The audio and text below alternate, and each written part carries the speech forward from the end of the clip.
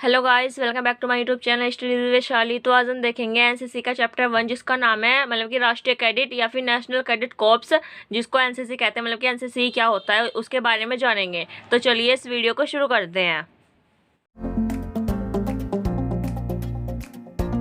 सबसे पहले कि एनसीसी की फुल फॉर्म क्या होती है, यही सबसे पहले इंपॉर्टेंट है, बेसिक चीज़ है। तो इसमें सबसे पहले होता है नेशनल कैडेट कॉर्प्स। मतलब कि जो नेशनल कैडेट कॉर्प्स है इसका मतलब एनसीसी का फुल फॉर्म होती है, और इसको हिंदी में कहते हैं राष्ट्रीय कैडेट कोर। ठीक है, इंग्लिश में कॉर्प्स कहेंगे और हिंदी में कोर कहेंगे। ठीक है, अब है हमारा question, what is NCC. NCC क्या है? एनसीसी मतलब कि क्या होती है? तो नेशनल कैडेट कॉर्प्स मतलब कि जो एनसीसी है वो एक ऐसा प्लेटफॉर्म है, मतलब कि एक ऐसी जगह है मतलब जिसमें जो यूथ है उसको, मतलब कि जो 15 से लेकर 29 साल के लोग हैं उनको यूथ कहा जाता है। यूथ को पर्सनालिटी डेवलपमेंट मतलब कि अपने आप को मतलब कि सही से प्रेजेंट करने का, अपने जीवन में सुधार करने का, मतलब कि जिससे कि हम अपनी सही से किसी से बात कर सके, सबके लिए अवसर प्रदान करके देता है ये जो एनसीसी है। ठीक है, और ये 3 सर्विस ऑर्गेनाइजेशन है। मतलब कि जो ये एनसीसी है इसमें 3 सर्विस होती हैं, एक तो होती है आर्मी, नेवी और एयरफोर्स। अब आगे देखते हैं। अब है हमारा हिस्ट्री ऑफ एनसीसी, मतलब कि एनसीसी का इतिहास क्या है, वो क्यों आई थी, किस लिए क्या जरूरी पड़ा था। तो इसमें हम देखेंगे एनसीसी का इतिहास। तो इसमें सबसे पहले जो फर्स्ट वर्ल्ड वॉर थी, मतलब कि जो प्रथम विश्व युद्ध था, उस समय की बात है। 1914 से 18 तक हुआ था जब। ठीक है, तो उस समय जो ब्रिटिश थी उसकी मतलब कि जो इंडिया की मिलिट्री थी, मतलब कि इंडिया की जो फौजी थे वो ब्रिटिश की तरफ से लड़े थे। तो मतलब कि उनको भारतीय सेना ही बोल लो। ठीक है, तो जो भारतीय सेना थी तो वो मर गई, बहुत सारे मतलब कि कमी हो गई, कम पड़ गए। तो उस कमी को पूरा करने के लिए जो ब्रिटिश के जो वे थे सरकार थी, उनमें आपस में कुछ बातचीत चल रही होगी। तो उसमें एक ने कह दिया कि जो स्कूल के बच्चे हैं या फिर जो विश्वविद्यालय के या कॉलेज के बच्चे हैं, अगर हम उनको पहले से ही ट्रेनिंग दे के रखें ताकि अगर कोई युद्ध हो तो उसमें हमें तुरंत से सैनिक मिल जाए, बहुत सारे हमारे पास बहुत सारे सैनिक पहले से ही मौजूद हो। तो उसके लिए 1914 से 18 के युद्ध के बाद से ऐसे हुआ था। तो उन्होंने फौज के लिए अच्छे ऑफिसर व सैनिक मिल जाएंगे, इसके लिए उन्होंने सोचा। ठीक है, फिर उसके बाद क्या हुआ, 1917 में उन्होंने यूनिवर्सिटी कॉर्प्स मतलब कि यूसी की स्थापना करी। फिर मतलब कि बाद में बहुत देर में इसका नाम एनसीसी पड़ा, पर पहले 1917 में यूनिवर्सिटी कॉर्प्स यूसी की स्थापना की इन्होंने। ठीक है, इसका जो फर्स्ट ट्रूप था, मतलब कि पहली बार ये कहाँ लागू हुई, तो कलकत्ता यूनिवर्सिटी में पहली बार लागू हुई। वो भी कब हुई थी? 3 नवंबर 1917 में ये लागू हुई थी। मतलब कि वहाँ पे एनसीसी के जैसे मतलब ट्रेनिंग देने के लिए वो शुरू हो गए थे। ठीक है, अब इसमें ये कैसे हुई थी, तो ये भारतीय जो रक्षा अधिनियम है, मतलब कि भारतीय रक्षा अधिनियम 1917 के अकॉर्डिंग हुई थी। जो ये 1917 में हुई थी, इसको यूनिवर्सिटी कॉर्प्स कहा जाता है और इसको नॉर्मल में यूसी भी कहते हैं। अब है दूसरा, ये इंपॉर्टेंट है कि भारतीय प्रादेशिक अधिनियम, इसके तहत क्या हुआ था, जो ये यूनिवर्सिटी कॉर्प्स थी इसको 1920 में इसका नाम चेंज कर करके यूनिवर्सिटी ट्रेनिंग कॉर्प्स रख दिया। अभी इसमें ट्रेनिंग को ऐड कर दिया। इसकी शॉर्ट फॉर्म होती है यूटीसी। अब जो ये यूटीसी है इसको 1942 में फिर से नाम चेंज किया, इसका नाम रख दिया यूनिवर्सिटी ऑफिसर्स ट्रेनिंग कॉर्प्स, जिसको यूओटीसी कहा जाता है। अब ये 1946 में 18 यूनिट जुड़ी थी इसमें, उनका दायरा भी सीमित था, मतलब कि ज़्यादा लोग नहीं जुड़ पा रहे थे, सीधी सिंपल बात है इसमें। तो इसकी 18 ही यूनिट थी उस समय 1946 में। अब बात दूसरी आ गई, अब सेकेंड वर्ल्ड वॉर हुआ। अब उसमें क्या हुआ, जो ये यूओटीसी है मतलब कि जो ये बनाई है हमने ये एनसीसी, मतलब कि कहने के लिए उसका पहला नाम था जो यूनिवर्सिटी ऑफिसर ट्रेनिंग कॉर्प्स। तो ये ब्रिटिश सरकार के जो उद्देश्य हैं उनमें विफल हो गए। मतलब कि जैसे जो ब्रिटिश सरकार है उसने सोचा था कि अगर हम अच्छे से ट्रेनिंग वगैरह देंगे तो वो हमारे काम आएंगे, पर ये अच्छे से सक्सेसफुली नहीं हुई, वो सब में फैल ही नहीं पाई, ना किसी को उसके बारे में पता लग पाया अच्छे से। ठीक है, तो ये विफल हो गई उनके नज़रों में। तो इसकी जो विफलता को ध्यान में रखते हुए, मतलब कि जो ये विफल हुई थी, तो इसको सोचते हुए तथा जो युवक है, मतलब कि जो मतलब बताया भी मैंने, यूथ है जो 15 से 29 साल के बच्चे हैं, उनको मतलब कि सैन्य प्रशिक्षण मतलब कि ट्रेनिंग देने के लिए भारतीय सरकार ने क्या किया, तो उन्होंने भारतीय सरकार ने क्या किया 1946 में, मतलब कि जो पंडित हृदयनाथ कुंजरो हैं उनकी अध्यक्षता में जो राष्ट्रीय कैडेट कोर समिति, इसकी स्थापना की पंडित हृदयनाथ कुंजरो ने, इन्होंने की इसकी स्थापना 1946 में। अब मार्च 1967 मतलब कि जब 47 मार्च 1947 में विस्तृत रिपोर्ट सरकार को दे दी गई। मतलब कि जो ये है बनाई हमने राष्ट्रीय कैडेट कोर समिति। तो जो ब्रिटिश के अलग और विकसित देश हैं उन्होंने इसकी जांच पड़ताल की, इसकी पढ़ाई की अच्छे से, मतलब सही है या नहीं। तो उन्होंने, जो हमारी सरकार है उसने इस रिपोर्ट को मंजूरी दे दी कि हाँ ये ठीक है, ठीक है।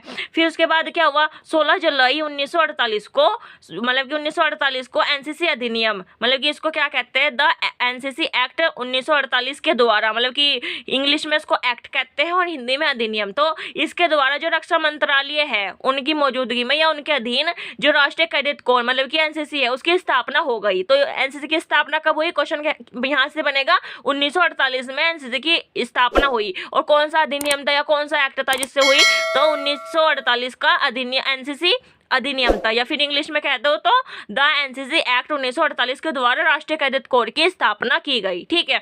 अब उसके बाद क्या हुआ, उसके बाद जुलाई 1949 में गर्ल्स डिवीजन आई, मतलब कि गर्ल्स के लिए भी एनसीसी आई 1949 में। और जो 1948 में थी वो सिर्फ लड़कों के लिए थी, पर अभी लड़कियों के लिए भी आ गई थी 1 साल के बाद। अब 1 अप्रैल 1950 में क्या हुआ, उसमें एयर विंग्स भी जुड़ गई, मतलब कि जो एयर फोर्स है वो सब भी उसमें जुड़ गई। तो एयर फोर्स मतलब कि पहली बार कहाँ लगी, तो वो बॉम्बे में लगी और कलकत्ता में, मतलब कि जो यूनिवर्सिटी थी वहां पर चालू हो गई थी। अब है जुलाई 1952, तो उसमें क्या हुआ, उसमें नेवल विंग, मतलब कि जो नेवी है, नेवी एयर फोर्स है, मतलब कि वो भी इसमें जुड़ गई। अब इसका विकास कैसे हुआ, ये मतलब कि डेवलप कैसे हुई, अभी जब ये मतलब ऐसे ये सब तो हो गया, अब आगे ये कैसे बढ़ती गई, कैसे लोग जुड़े उसमें, ये सब देखते हैं। तो अभी इसमें अप्रैल 1948 को क्या हुआ, जो ये डायरेक्टरेट है, मतलब कि डायरेक्टरेट है ये, मतलब कि उसको निर्देशालय कहते हैं, जहाँ पर मतलब कि जो एनसीसी का हेड होता है ना वो बैठता है, उसको मतलब कि डायरेक्टरेट कहते हैं, ठीक है। तो जो फर्स्ट डायरेक्टरेट थे, मतलब कि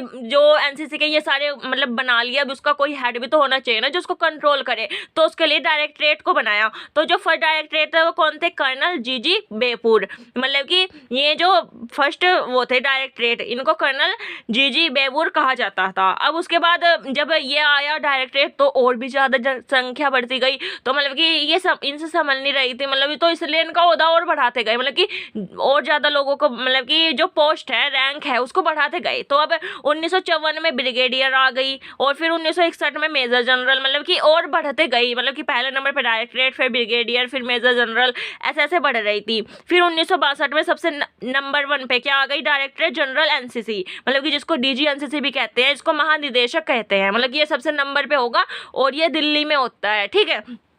आगे और डिटेल में देखना, ठीक है। तो अब इसमें कौन सी रैंक होती है, इसमें मेजर जनरल आरएस पेंटल है जो सबसे पहले बने थे, ठीक है। जो मतलब कि डीजी एनसीसी के महानिदेशक थे वो कौन बने थे, मेजर जनरल आरएस पेंटल।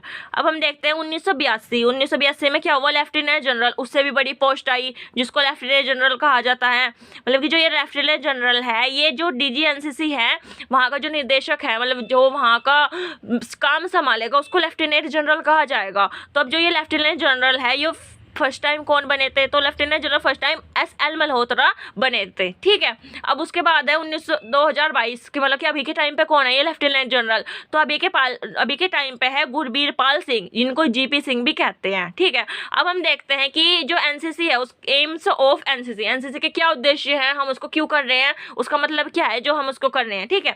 तो इसमें क्या है, इसमें क्या होता है, तो नंबर 1 है यहाँ पे देश के जो युवा हैं उनका जो चरित्र है या भाईचारे का संबंध है, अनुशासन, मतलब कि डिसिप्लिन, जैसे कि हम किसी की बातों को मानते हैं, नेतृत्व, धर्मनिरपेक्षता, मतलब कि धर्म में अलग अलग नहीं होना, और रोमांच, खेल भावना तथा निस्वार्थ, मतलब कि अपने स्वार्थ के बिना सेवा भाव को विकसित करना, हमारे मन में ये सारी चीजें आ जाए, इनका ये उद्देश्य है। और दूसरा क्या उद्देश्य है, संगठित, मतलब कि सब लोग एक साथ मिलकर रहें, प्रशिक्षित, मतलब कि पढ़े लिखे और प्रेरित युवाओं का एक मानव संसाधन तैयार करना है, मतलब कि ऐसे लोग जो मतलब कि सबकी सेवा कर सकें और मतलब कि वो बहुत अच्छे से वो ट्रेनिंग दे, वो ऐसा एक मानव संसाधन तैयार करना चाहते थे। और जीवन के जो प्रत्येक क्षेत्र हैं उसका नेतृत्व प्रदान करना, व देश की सेवा में तत्पर रहना इनका उद्देश्य था। मतलब कि ऐसे बच्चों को तैयार करे ताकि वो देश की सेवा के लिए तुरंत हाजिर रहे, बिना किसी मतलब कि किसी नोक झोंक के, ठीक है। अब है सशस्त्र सेना में अपना करियर शुरू करने के लिए युवाओं को प्रेरित करने हेतु उचित वातावरण प्रदान करना। मतलब कि जो ये सेना है, आर्मी, नेवी,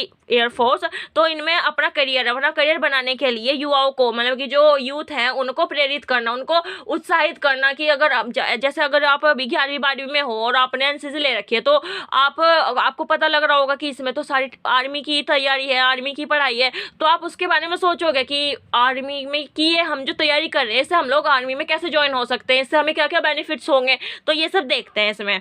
अब है जो देश के जो जिम्मेदार नागरिक बनने के लिए कैडेटों के बारे में जागरूकता का स्तर बढ़ाना, मतलब कि अब अगर आपको अच्छे से नॉलेज होगी, अच्छे से मतलब आपको आ जाएगा एनसीसी के बारे में, आप मतलब कि डिसिप्लिन आपका अच्छा हो जाएगा, तो उससे आप एक जिम्मेदार नागरिक बनोगे, एक अच्छे नागरिक बनोगे। आपको वीडियो अच्छी लगी होगी, वीडियो अच्छी लगी तो वीडियो को लाइक कीजिए, मेरे चैनल को सब्सक्राइब कीजिए, और इसके रिलेटेड अभी मैं हर एक चैप्टर की वीडियो अपलोड करती रहूँगी, तो आप लोग वीडियो को देखते रहिएगा। Thanks for watching.